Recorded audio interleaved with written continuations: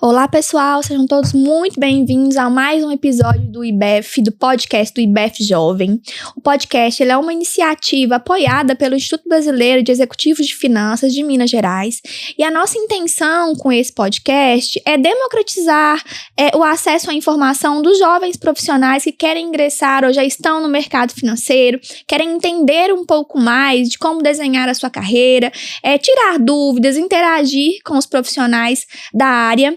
E hoje o nosso episódio é um episódio muito legal porque a gente tem um profissional que atua nesse ambiente de recrutamento, de desenvolvimento de pessoas, e ele pode contribuir e trazer muitos insights para os jovens profissionais, para aqueles profissionais que já estão aí aspirando uma liderança.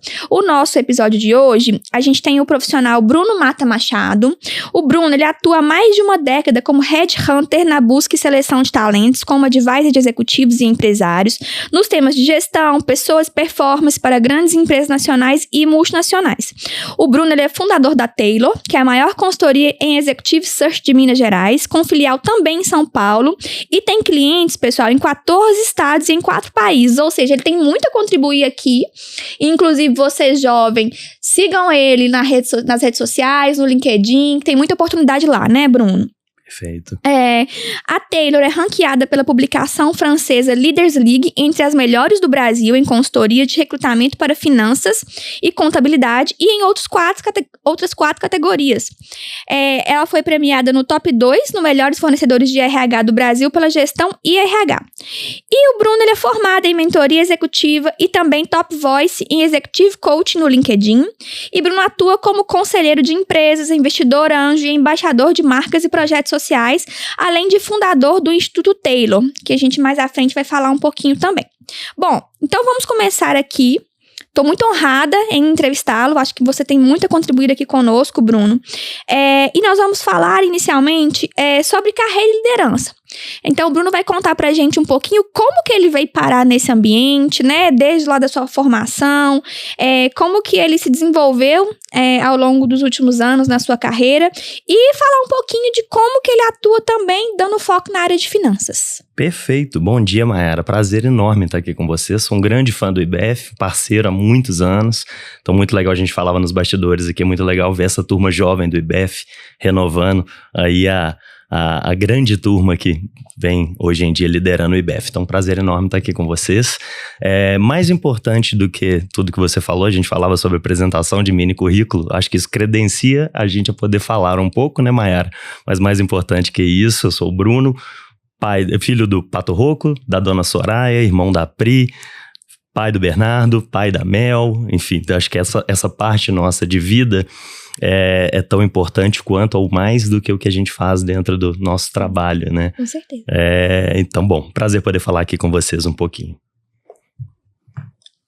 Então, Bruno, vamos falar sobre a trajetória profissional, né? Como que você iniciou a trajetória profissional nesse ambiente aí de desenvolvimento de pessoas, de recrutamento, seleção, o seu foco para essa área de gestão, de finanças, conta um pouco pra gente como que se deu. Legal. Bom, a minha profissão, Headhunter, é uma profissão relativamente bem desconhecida ainda no mercado, tanto por ser uma profissão nova ainda no Brasil, quanto uma profissão muito de bastidor do universo de negócios. Então, em essência, para explicar, é um pouquinho confuso, às vezes as pessoas confundem com outras profissões como coach ou recolocação, mas o Headhunter ele atua exclusivamente para as empresas, então a gente é contratado pelas empresas para buscar executivos, então para identificar os talentos certos para as posições que as empresas tenham necessidade. Então, como a maioria dos bons Headhunters aí no mercado, não foi uma profissão que eu me direcionei a ela ou que eu busquei na minha carreira, o Headhunter, ele normalmente cai de paraquedas ali.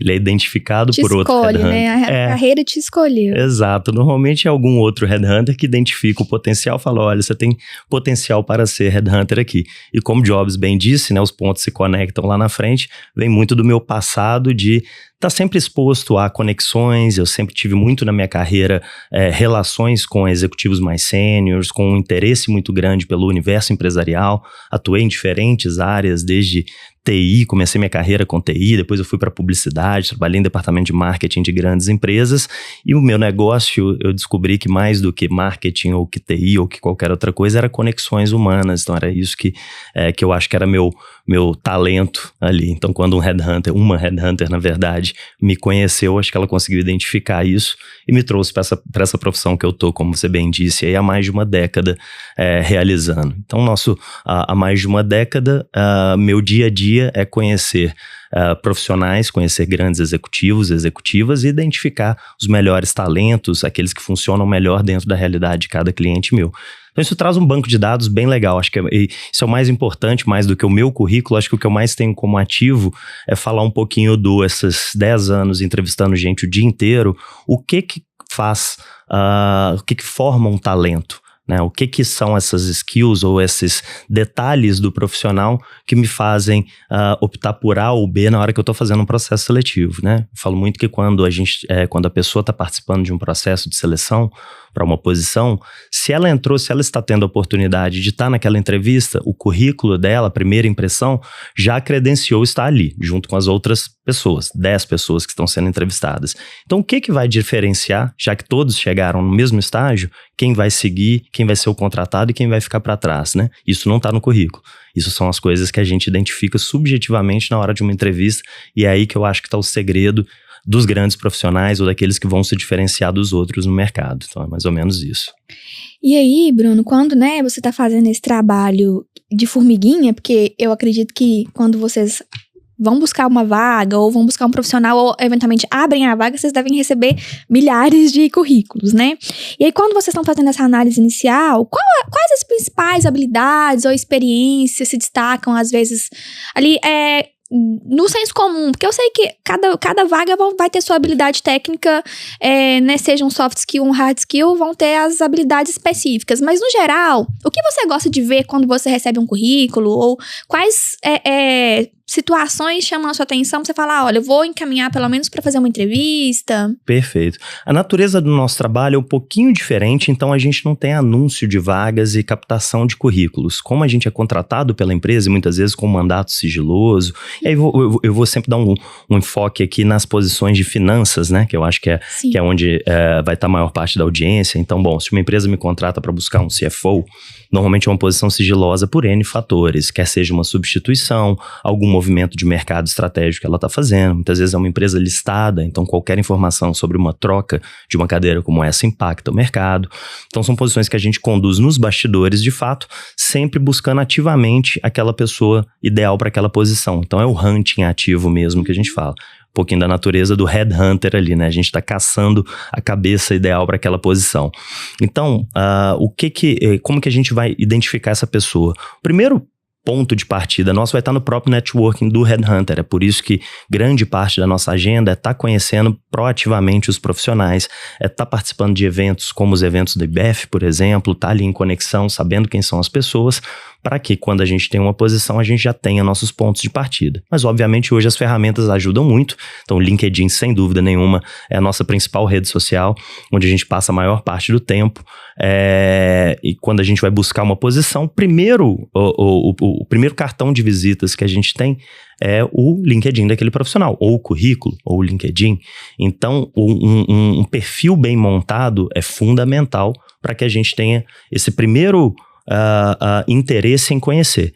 Então, como montar um bom perfil? Ainda é uma dificuldade, um erro muito grande dos profissionais, é uma apresentação mal feita. E hoje em dia, gente, a gente tem o Google, tem várias fontes de conteúdo que a gente pode estudar e ver como montar um bom perfil no LinkedIn, como montar um bom currículo. Então, é questão de interesse realmente nessa construção dessa embalagem do profissional. Então, um bom LinkedIn, pegando principalmente o LinkedIn, então, como principal ferramenta, ele tem descritivos claros do que é a posição e responsabilidades daquele profissional, de uma forma sucinta e objetiva, principais resultados, principais responsabilidades dentro daquela empresa, de uma forma sucinta, bem linear, para que a gente bata o olho e consiga entender muito rápido.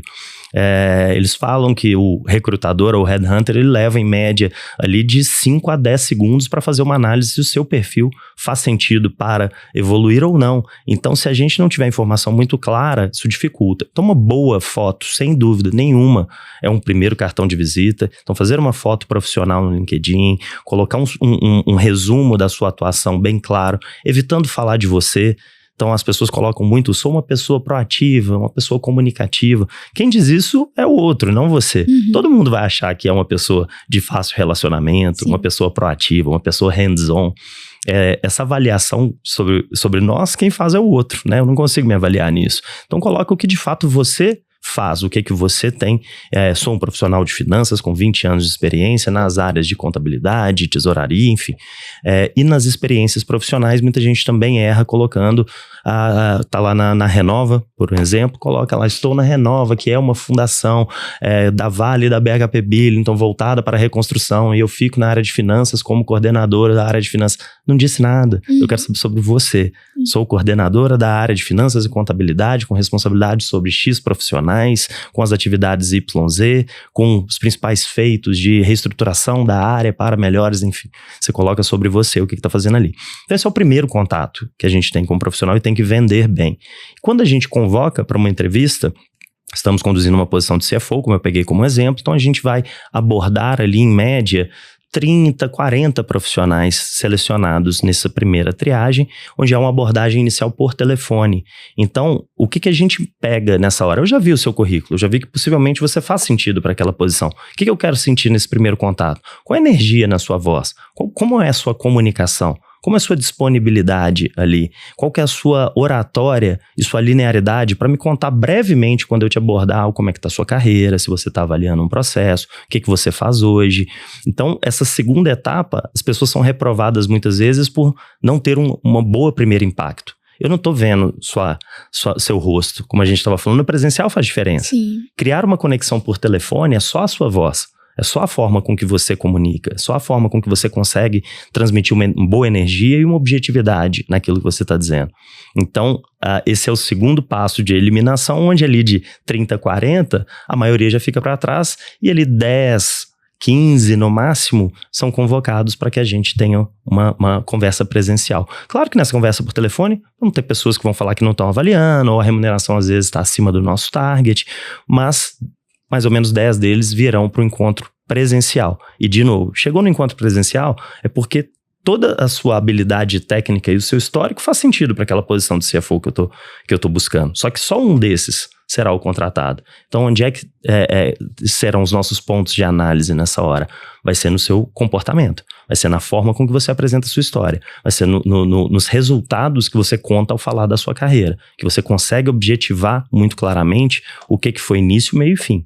Eu entrei na Renova, a área estava assim, meus principais desafios eram esse, eu agi dessa forma e depois de X tempo a gente teve esse resultado de forma sólida, em tudo.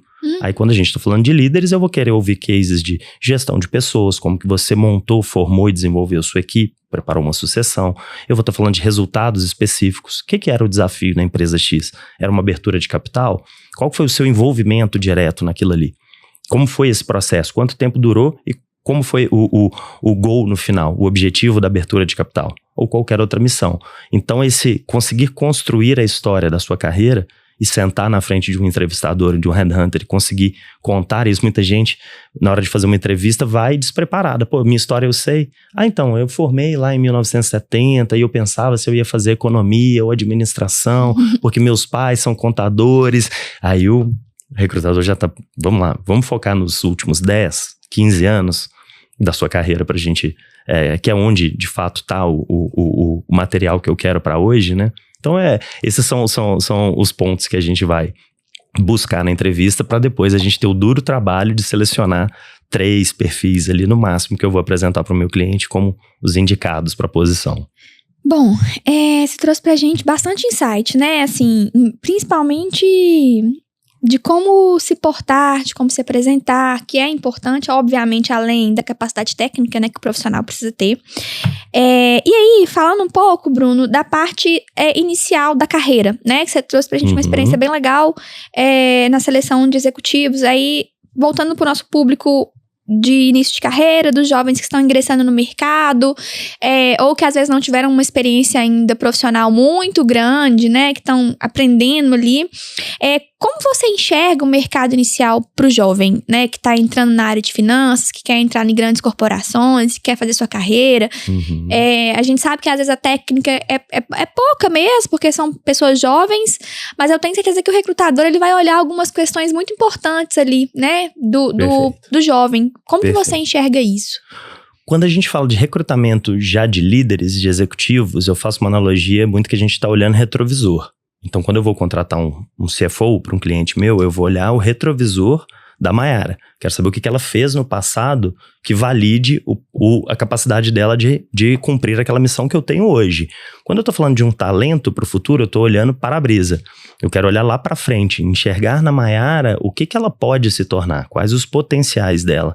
E isso é muito mais difícil, é muito mais subjetivo, né? Porque ainda não tem histórias para contar. Então, como que eu vou identificar isso? Como que um headhunter vai olhar e vai falar, putz, eu acho que a Mayara vai ter um potencial para lá na frente ser um grande talento na minha empresa. Esse momento que você tem um currículo ainda muito vazio, ele vai estar totalmente ligado às atitudes, à intencionalidade com que você se coloca no mercado de trabalho. Então, o que é isso?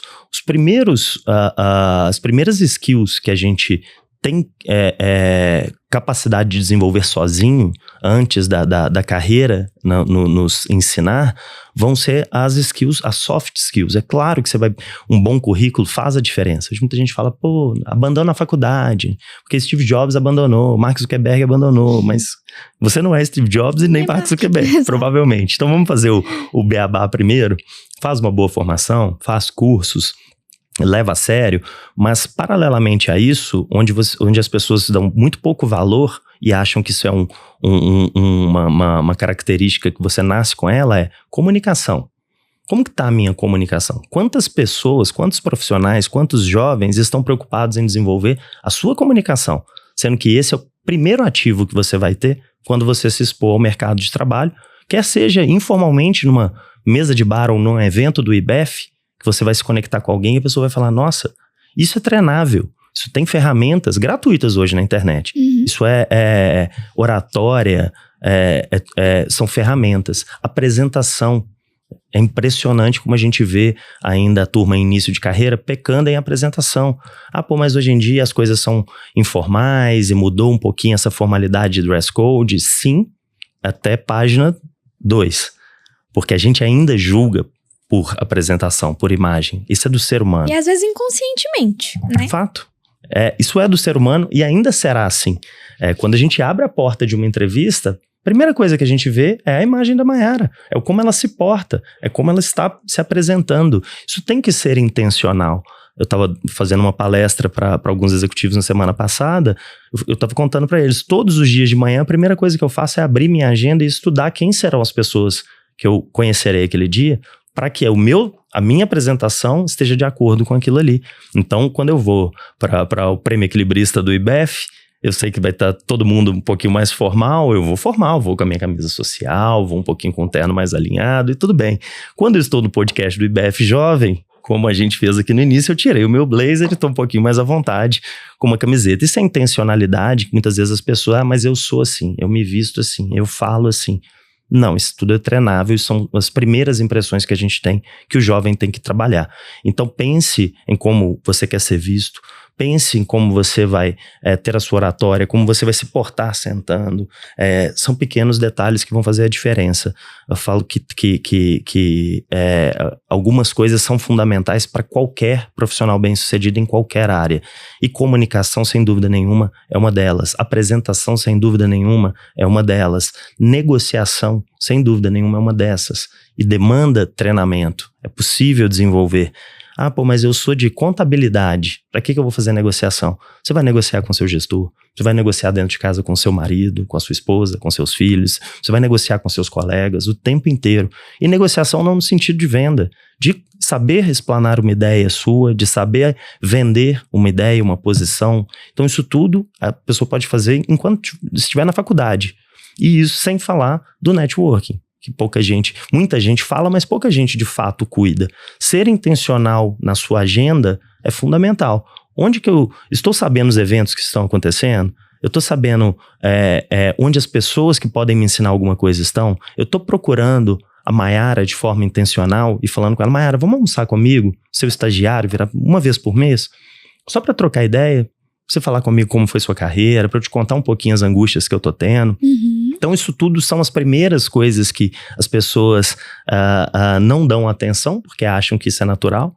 Várias delas acham que eu já sou bom nisso, ou que eu não sou bom nisso, então não serei. Não, falar não é uma coisa para mim, eu não sou de comunicar. Mas se você fala, sua oratória não é tão boa, você não se sente tão à vontade aqui, tenta desenvolver um pouquinho mais. Cada coisa que a gente desenvolver um pouquinho mais, já vai ser melhor, a gente já se torna melhor. Então esses são os profissionais que a gente quer. Na hora que eu vou identificar um talento, eu não tenho o que checar, o que validar do que ele fez. Eu vou querer que alguém sente na minha frente e o olho brilhe, e a comunicação seja boa, e a energia seja positiva, e aquela pessoa se porte bem, e aquela pessoa fale de mundo, fale de coisas, fale de eventos. Então é aí que tá o primeiro passo da carreira.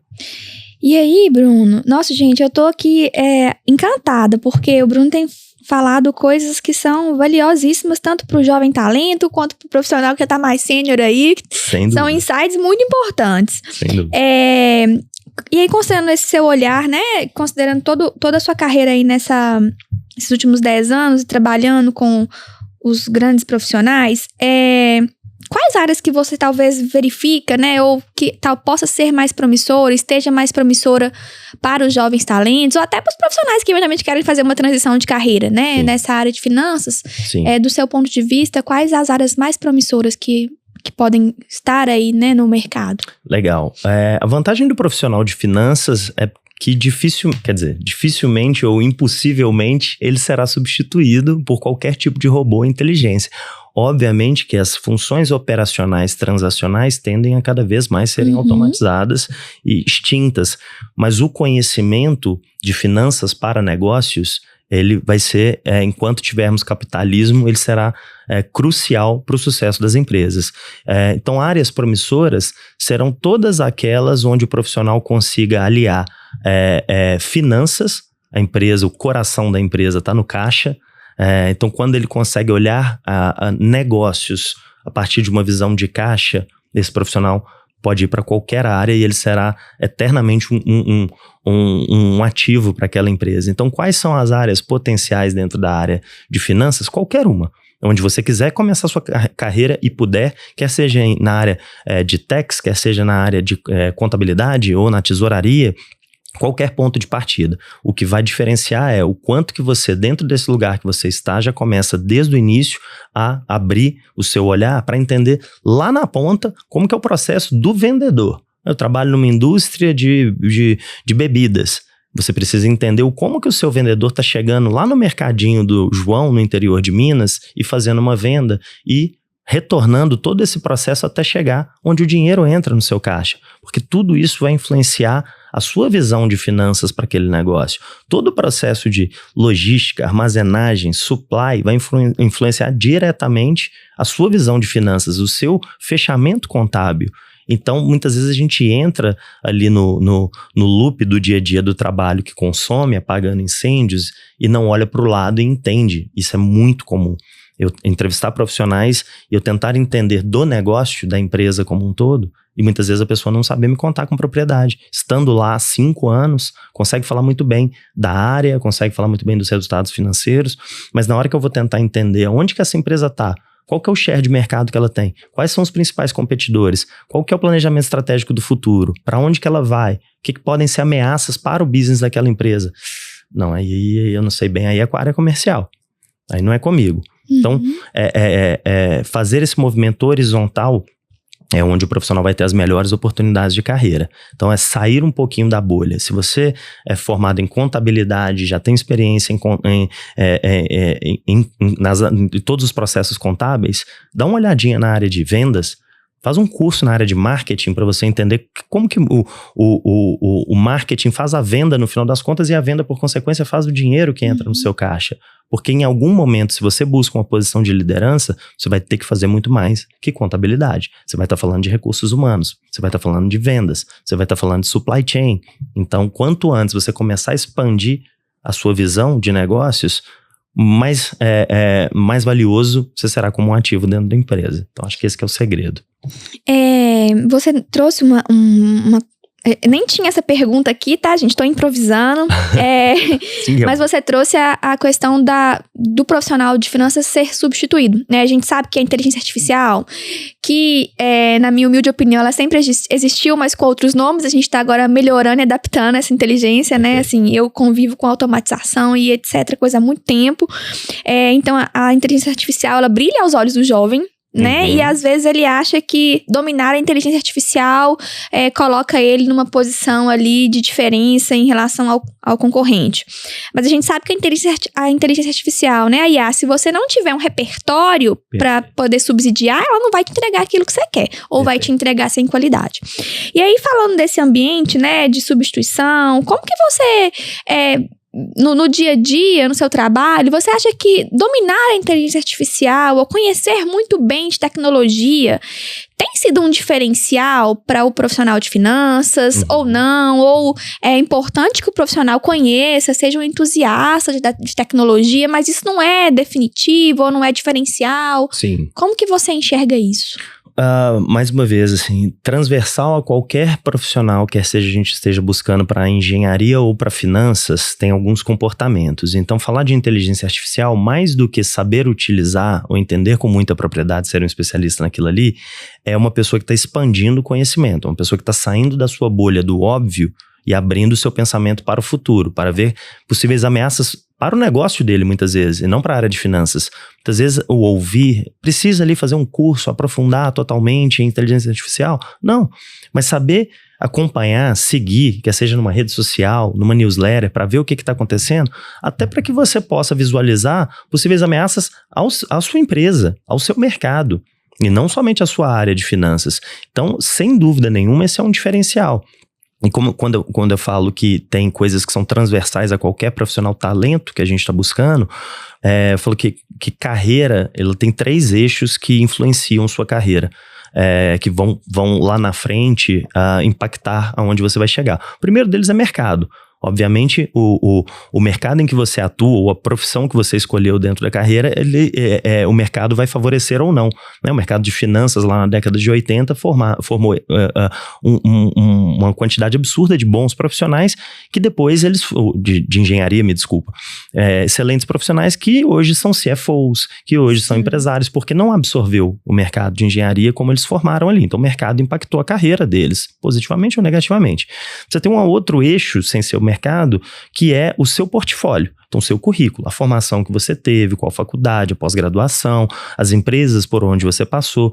E isso, de certa forma, você controla, mas muito pouco. Ele é muito estático. Você, Mayara, fez um mestrado, agora foram 2 anos. Então, você plantou uma semente de portfólio que demorou 2 anos para agora você formar e isso está consolidado no seu currículo. Então, são movimentos mais lentos. E tem um terceiro eixo, que é onde de fato tudo acontece, na diferenciação de carreira, que está no poder todos os dias, que é o eixo da atitude do profissional.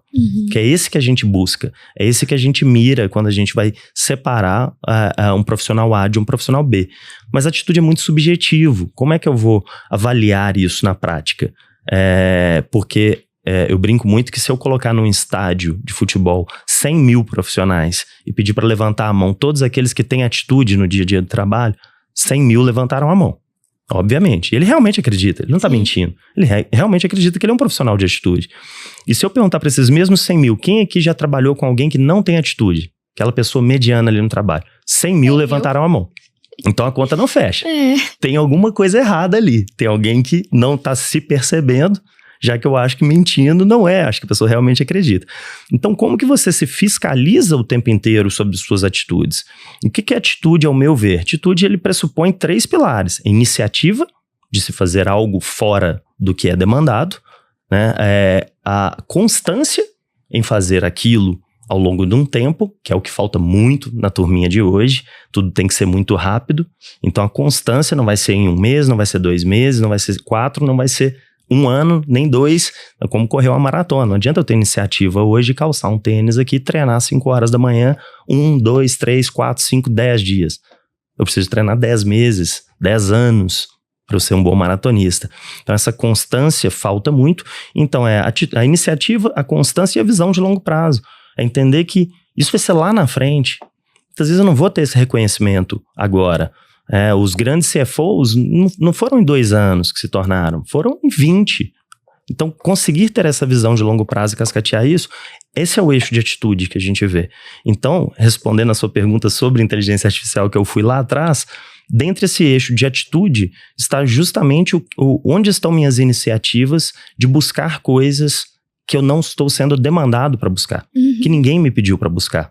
Então, o artista londrino Banksy, ele tem uma frase que eu gosto muito, que a maioria das pessoas não tem iniciativa porque ninguém mandou elas terem. Então, é mais ou menos isso. As pessoas têm iniciativa no trabalho quando alguém manda. Ô, Mayara, estuda inteligência artificial aí. Putz, ela vai lá e aprofunda naquilo ali. O que a gente está fazendo fora do que, de fato, é demandado?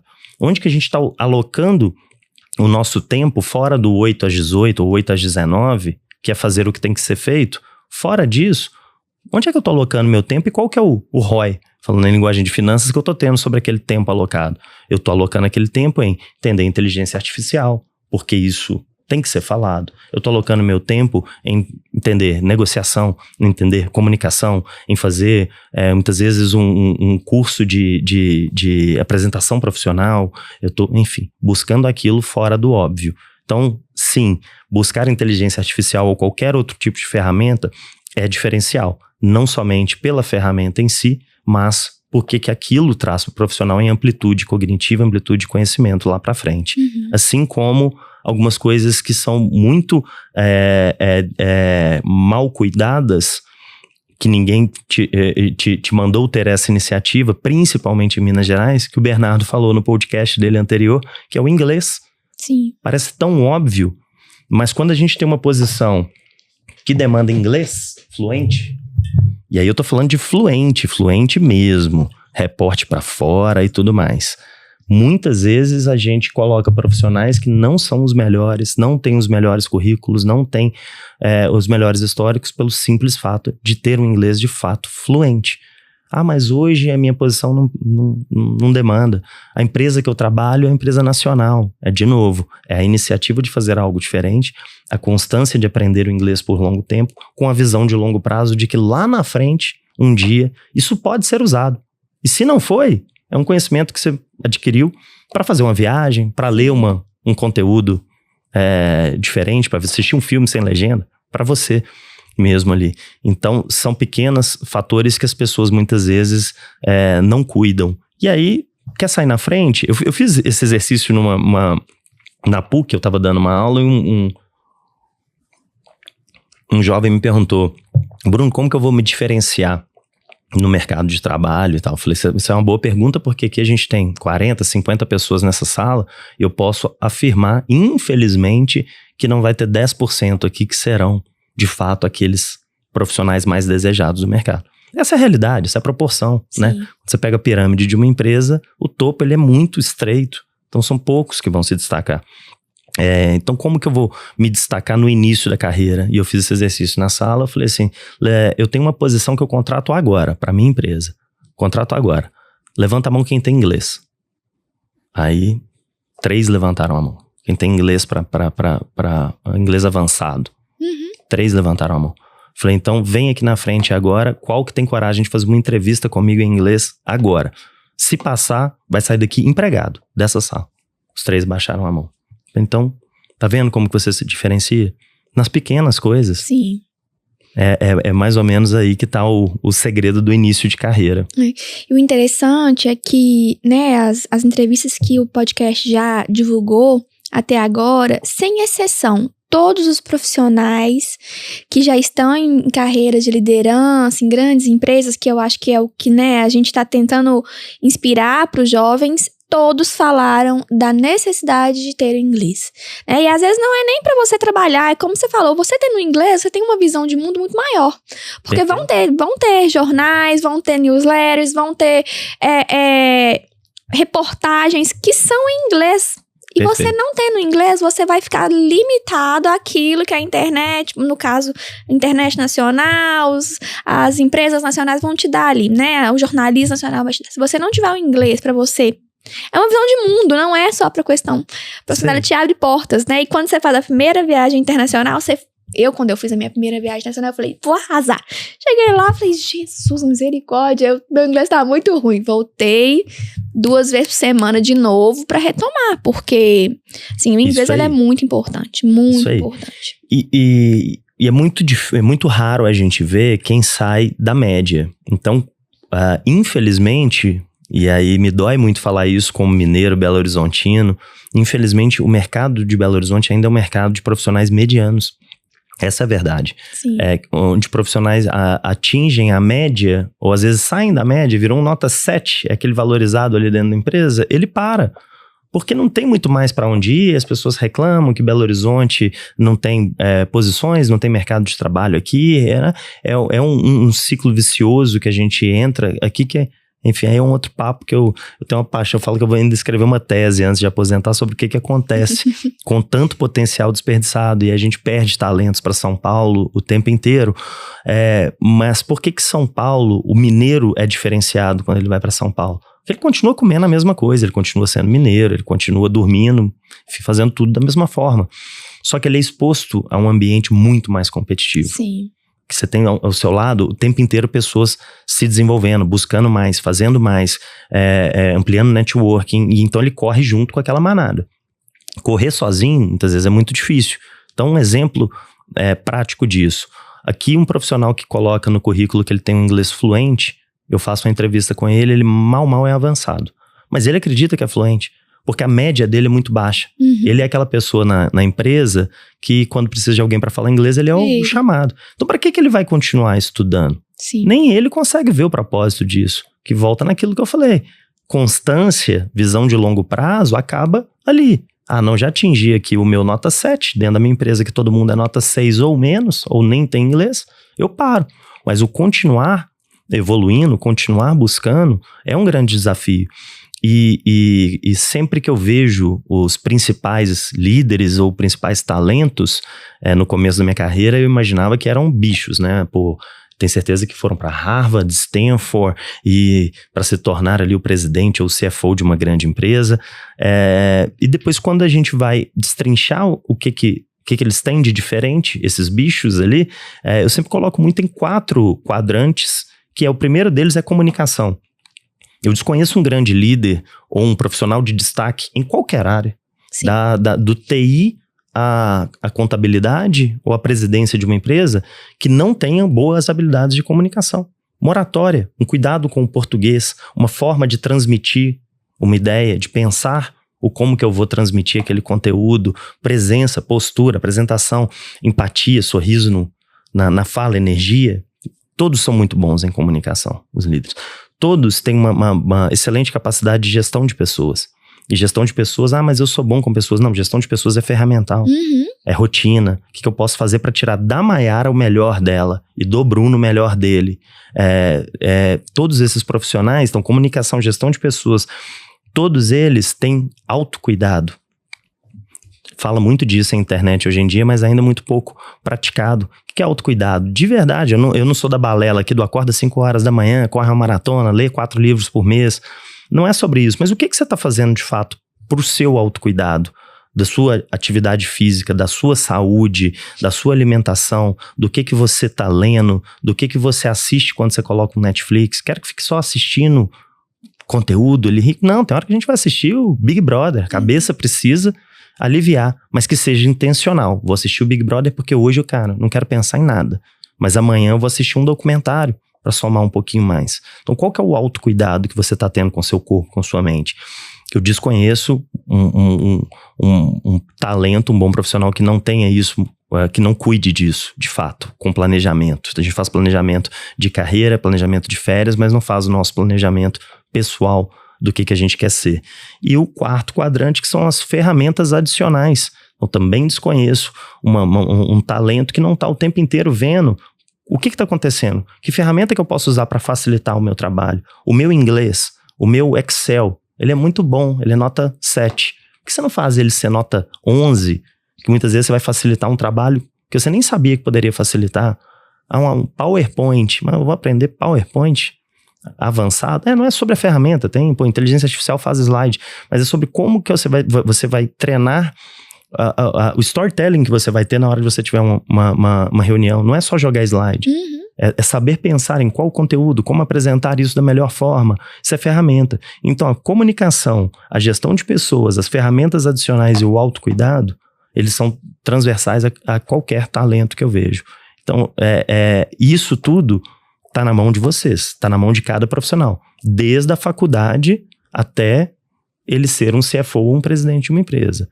Isso aí isso aqui as pessoas deixam igual planta, que vai orgânico essas coisas aqui. Eu não vou parar, eu vou parar e vou fazer um mestrado, vou parar e vou fazer uma pós, mas parar para cuidar dessas subjetividades, pouca gente faz. Essa experiências extracurriculares, que eu queria que você falasse um pouquinho, tem muito a ver com isso que a gente acabou, né? Você acabou de falar pra gente. E aí eu acho que o momento mais oportuno para que o profissional, principalmente o jovem, né, desenvolva essas experiências extracurriculares é durante a faculdade.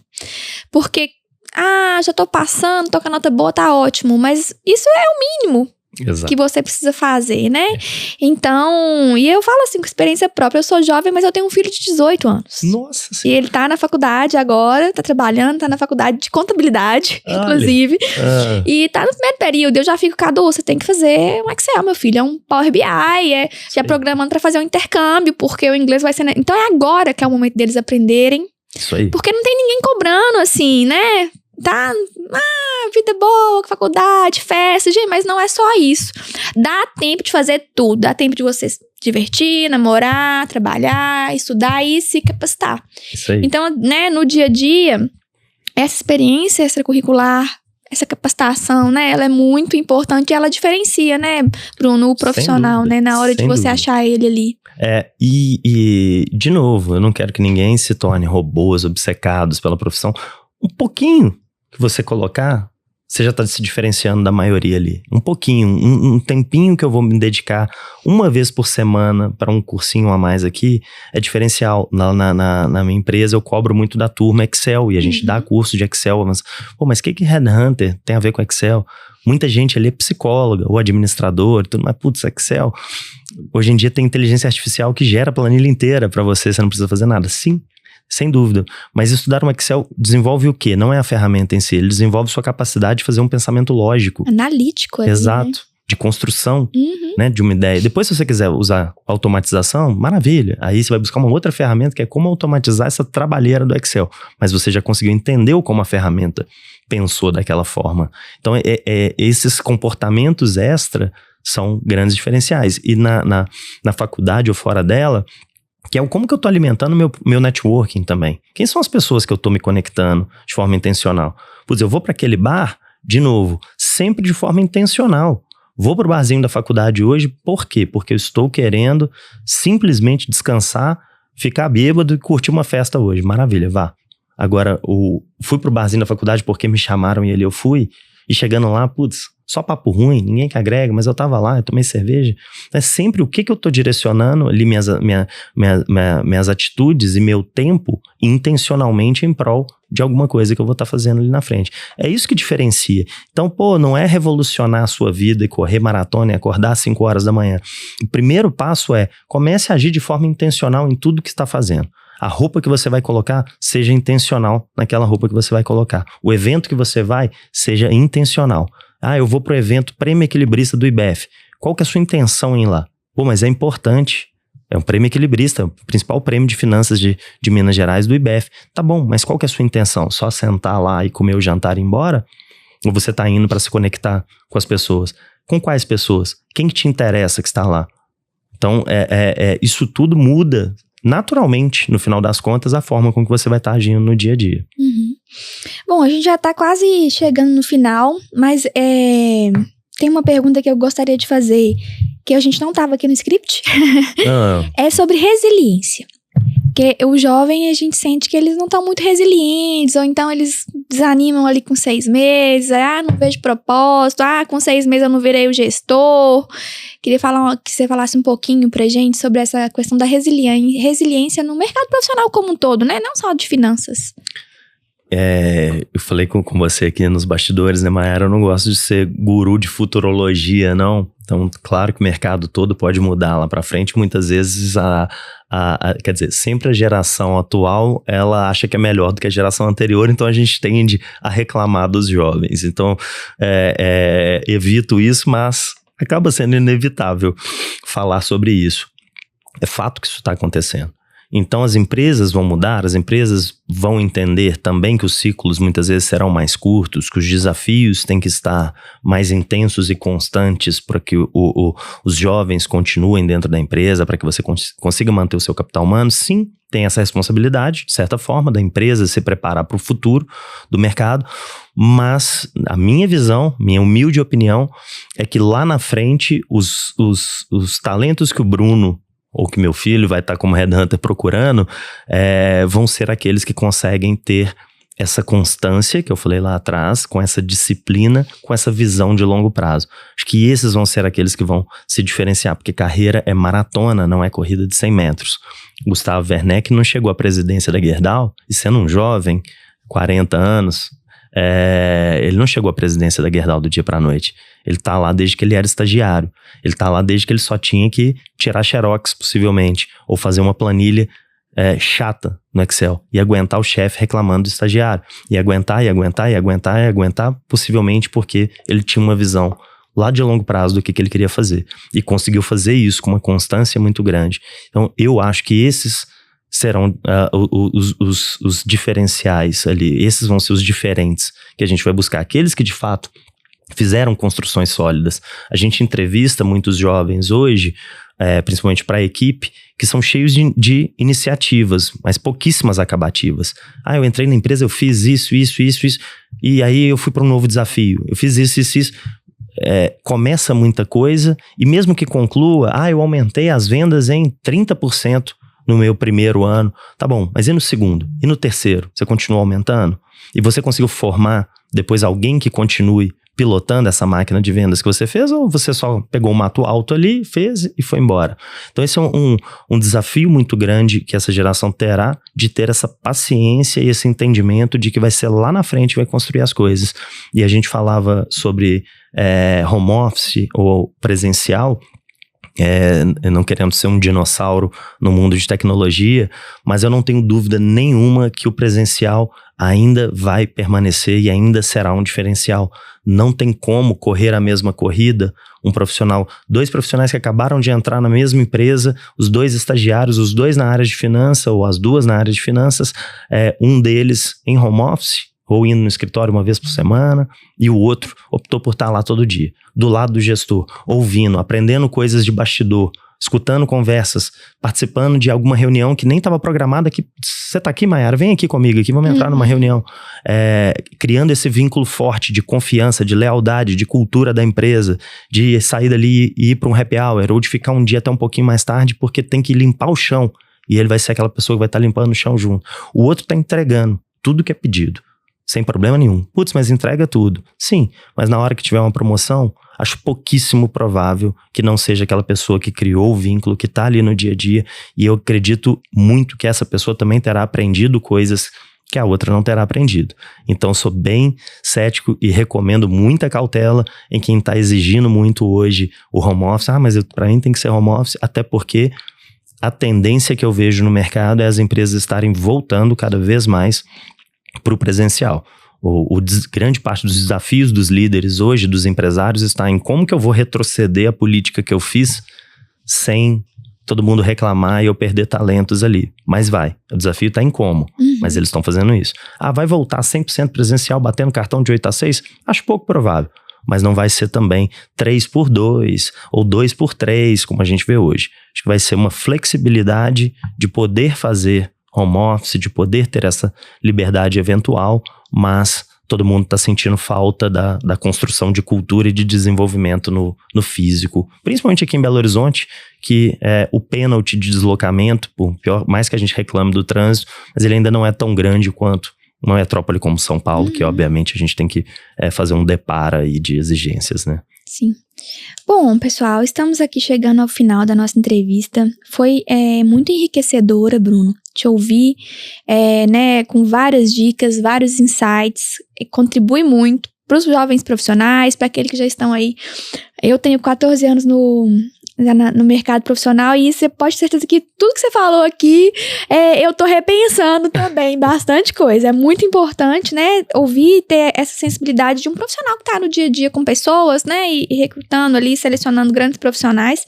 Então, aqui pra gente fechar, eu queria que você falasse um pouquinho, assim, desse uma mensagem pro jovem, né, num ambiente, seja financeiro, seja, enfim, qualquer ambiente profissional, porque eu acho que o IBF Jovem, ele alcança outros públicos também. E depois, falar um pouquinho pra gente do Instituto Taylor. Ah, legal. Né, falar um pouquinho pra gente dessa iniciativa, deixando uma mensagem pros jovens, então, e falando um pouquinho também do Instituto, pra quem quiser conhecer, como conhece essa iniciativa. Perfeito. Bom, mensagem que eu posso dar, eu acho que eu já falei algumas aqui, mas isso que você falou, pô, eu mesmo tô pensando aqui, eu mesmo falo toda hora e repenso isso tudo. Então isso é uma atividade que a gente tem que colocar dentro da nossa agenda, que deixa eu me autofiscalizar, deixa eu ver se eu não sou o que tá levantando a mão, que tem atitude, e às vezes não tô tendo tanta atitude comigo mesmo, não só na empresa. Então acho que essa autofiscalização, ela é uma constante. Mas uma dica que eu dou sempre pros jovens, que pra mim foi assim, divisor de águas na carreira, é busque mentores, sempre. Busquem pessoas que estão, às vezes as pessoas pensam, eu vou contratar um mentor, ou um mentor é alguém tem que ser um CFO. Não, o mentor pode ser uma pessoa que tá um passinho, um degrau acima do que você já subiu e muito próximo de você. Às vezes, se eu quiser uma mentoria de comunicação, eu precisava comunicar melhor. Às vezes você tem um tio, um primo dentro de casa que comunica bem. Não é formalizar ou pagar uma mentoria, é fazer de uma forma estruturada. O primo, que fala muito bem, que é de vendas, senta comigo uma vez por mês, a gente almoça, eu pago um almoço pra gente falar sobre comunicação. Eu falo com você, você me corrige, você me fala um pouquinho o que você lê, como que você desenvolveu, como que eu posso desenvolver. Então essa busca estruturada de quem são as pessoas que vão me ajudar a chegar onde eu quero é total diferencial para que lá na frente você saia um pouquinho da manada ali, se diferencia um pouquinho da manada. E sobre o Instituto Taylor, que é minha grande paixão hoje, ela tem muito a ver com os executivos. Essa década conversando com aquela exceção da exceção do mercado de trabalho, me fez ver que tem muita gente muito boa por aí, do bem, que não sabe o como fazer o bem, que muitas vezes não vê a bolha que a gente tá, porque é uma bolha, a gente tá no IBF, ou a gente tá na Anshan, ou a gente tá na Savassi, a gente tá dentro de uma bolha, e não por mal a gente esquece que existe um mundo fora dela ali. E um dado muito triste do nosso Brasil é que se você ganha com algumas pequenas correções, que eu não vou ter o número exato hoje em dia, mas se você ganha a partir de R$7 mil, é um excelente salário, sim, mas não é nada astronômico. A partir de R$7 mil você está no 10% mais rico do Brasil. 10% de 200 milhões de habitantes ganham menos de R$7 mil. Então, quando a gente fala de executivos ou de líderes, a gente vai estar falando de remunerações acima de R$15 mil, vai estar no pequeno grupo de 3% da população de 200 milhões que ganham isso. Então, sim, a gente tem uma responsabilidade. Como minha mãe diz, a gente tem uma dívida, não é nenhuma responsabilidade. A gente está devendo. Ajudar um pouquinho mais. Então o Instituto é isso, é como se fosse uma venture capital de projetos sociais. A gente encontra pequenos projetos sociais que são sérios, que precisam de apoio de recurso. Então hoje são 4 projetos cativos, 4 startups que a gente tem no ecossistema, cada uma delas com uma natureza, uma de esporte, uma de doenças mentais, uma outra numa comunidade de favela, enfim, cada uma com a sua natureza. E os executivos que a gente conhece da nossa rede ajudam com uma mensalidade fixa que eles pagam para ser padrinhos do Instituto Taylor. Então a gente tem um fundo financeiro que a gente destina e ajuda esses projetos a crescerem e prosperarem mais. Então essa cobrança lembrem-se que estamos numa bolha e que devolver isso um pouquinho para o mundo faz parte, não só quando tem uma enchente que arrasta um estado inteiro, você vê o quanto que as pessoas são boas por natureza, um país mobilizado. Mas por que a gente se mobiliza só quando acontece uma catástrofe? Ou só no Natal para doar brinquedo? Ou só numa campanha do agasalho? Por que a gente não se mobiliza todos os dias? Porque todos os dias tem um projeto social que tem que pagar uma conta de luz, que tem que comprar. Eu tenho uma casa de acolhimento a crianças com câncer que vem do interior do estado fazer tratamento pelo SUS e não tem onde ficar, eles ficam hospedados numa casa deliciosa. Eu falo que é um hotel de tão gostoso que é, de tão cuidadoso que é no Prado. E essa turma tem que comprar pãozinho de sal e presunto e leite todos os dias, sem recurso. Então são coisas muito simples. Que, inclusive agradecendo o Supermercado Verde Mar, que hoje fornece pra gente esses lanchinhos, agradecer a Tial, que fornece os sucos pra criançada, agradecer a Super Globo, que é uma empresa que eu sou do conselho, que fornece produtos de limpeza para limpar a casa. Então isso tudo está sendo consumido todos os dias. E não só quando a gente faz uma campanha para arrecadar a cesta básica. Então, assim como tudo isso, esse autocuidado, lembrem-se que o cuidar de fora é uma rotina que a gente tem que inserir constante. Sim. E de longo prazo. Bom, pessoal, com certeza, né? Ficamos por aqui, nesse episódio super legal. Mais uma vez, Bruno, em nome do IBEF, em nome do IBEF Jovem, te agradeço, né? Quando eu procurei o Bruno, ele foi super receptivo em nos ajudar, em colaborar, em trazer essas dicas, assim, todos os profissionais que a gente tá trazendo aqui são profissionais com as agendas super apertadas, mas doam um pouquinho do seu tempo para ajudar, então, mais uma vez, te agradeço e fiquem ligados aí que nos próximos dias vai ao ar esse episódio. Eu que agradeço, muito prazer estar aqui, e sempre que é pra falar em profissionais serem melhores, pra mim é um prazer, tá? Falou que pra mim o grande sonho vai ser os meus filhos, o B e a Mel, não precisarem ir para São Paulo para serem melhores profissionais ou ter as melhores oportunidades de carreira. Então, falando de Minas Gerais, tá na nossa mão. Sim. A gente elevar a régua, subir a régua do nível nosso de profissional, é assim que a gente vai mudar o mercado de trabalho, é assim que a gente vai fazer um ambiente de negócios melhor aqui no nosso estado. Ok, pessoal, obrigada, até a próxima. Muito obrigado, Mayara, prazer.